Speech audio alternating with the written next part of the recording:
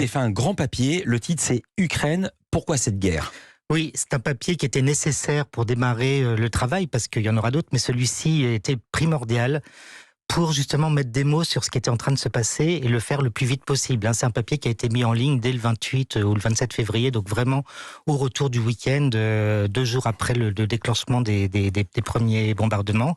Et c'est un article où on essaye d'expliquer c'est quoi l'histoire de ce pays, l'Ukraine, et pourquoi il y a ce contentieux avec la Russie, qu'est-ce qui se passe dans la tête de Poutine, et qui explique en quelque sorte comment il a présenté plus exactement son assaut, et globalement quels sont les risques et pour les Européens, et pour les Ukrainiens eux-mêmes. Enfin voilà, on était au début de l'histoire, et déjà il fallait poser les bases. C'est des vraies questions journalistiques, c'était pour les 10-15 ans, mais les questions qui sont posées sont celles qu'on peut entendre dans n'importe quelle salle de rédaction, avec des encadrés, avec des mots à connaître. C'est aussi pour les journalistes, Union soviétique, il y a des gens qui ont oublié ou qui ne savent pas, autant dissuasion nucléaire, et Donbass, il y a des journalistes qui ne savent pas tout à fait ce qu'est le Donbass. Alors, ce qui est très intéressant, c'est aussi visuellement, c'est assez différent. Par exemple, dans Okapi, on voit une photo, on voit une carte et on voit un dessin.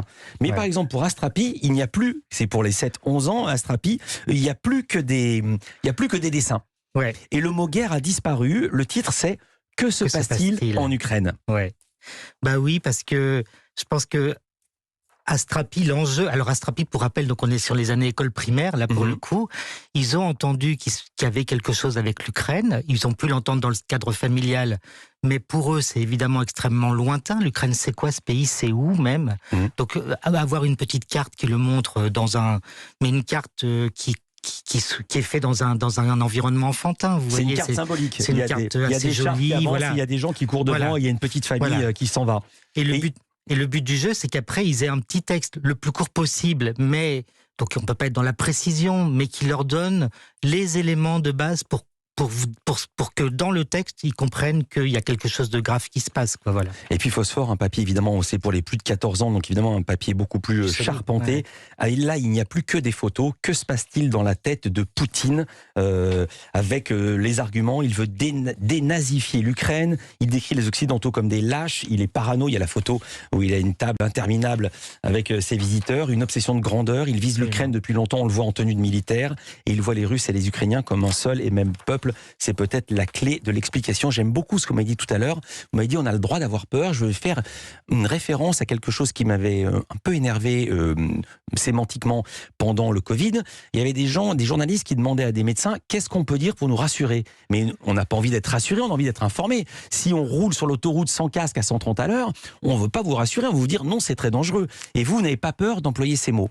Ah non, surtout pas, et il faut le reconnaître, et je dirais avec des adolescents, c'est d'autant plus important de le reconnaître qu'eux-mêmes peuvent rapidement s'enfermer dans des raisonnements fallacieux.